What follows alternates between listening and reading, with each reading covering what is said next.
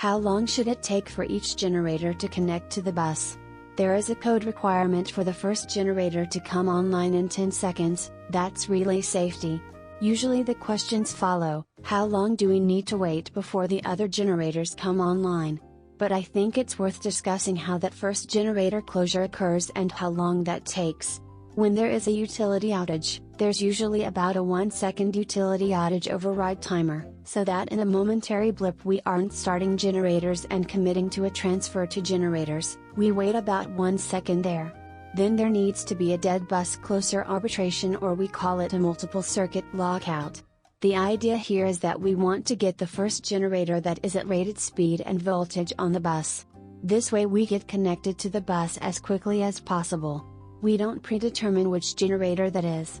So they're all reaching towards getting up to rated speed and voltage. The arbitration process is shown on the screen here. But it takes some time. They need to verify that they are at the correct voltage and speed, then it needs to publish that it wishes to close. Then all the controllers need to negotiate and come to an agreement on which one is closing, and then it closes. That takes less than a second, but it takes the better part of 1 second, as you can see there.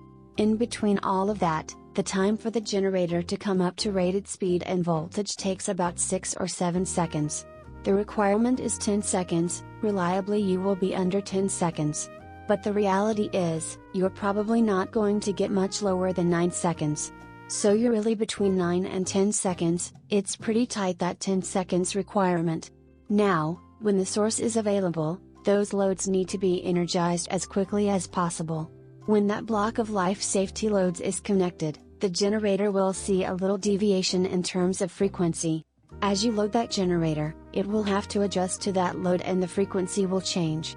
Which means those other generators that are trying to synchronize to the bus will now have a moving target. That sort of delays things a little bit. But they will be actively synchronizing to that bus as soon as that first generator's online. There's different modes of synchronization, and not that slip frequency synchronization is recommended for a generator, but it gives a good picture of what to expect. So the idea of slip frequency synchronization is to have the generator about 1/10 of a hertz difference between the bus, and what happens when you're 1/10 of a hertz off, you're basically seeing one cycle, basically 2 zero crossings, going from one point to another one, would take about 10 seconds. So you can count on at least 1 zero crossing in about 5 seconds.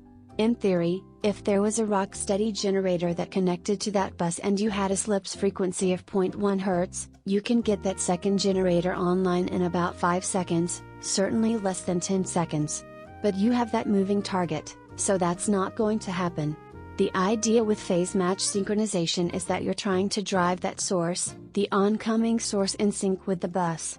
You're not just relying on a slip frequency, you're actively trying to match it. Then once you match it, you hold it there. So as you can see, it does match quicker and it does match longer. You see, it's a little bit more of a dynamic adjustment, it's not linear and nice and smooth. It's not quite as smooth, but it's faster and it holds for longer. But you have the same problem, you have that moving target. The reality is that the second generator, by the time the first generator bounces back and stabilizes, then you can synchronize to it, you're looking at about another 10 seconds. So 10 seconds for the first one, 10 seconds for the second one. Now all of the generators are trying to synchronize at the same time, and you might get more than one connected to the bus. But let's just say it doesn't happen that way, because there's no guarantees. When you add that second block of load, then you get another bump in the bus frequency and that third generator, then it's going to be chasing a moving target. Then again you will have the same issues, and potentially another 5 or 10 seconds. So it depends on the loading that you do, but you are guaranteed that first generator in 10 seconds. Then depending on how you load the generators as they're added, it might be anywhere from 10 seconds more to another 10, 20 to 30 seconds after that, depending on the loading and in the total capacity on the bus. But on a 4-generator system, it's pretty reasonable to expect all generators online anywhere between 20 and 40 seconds.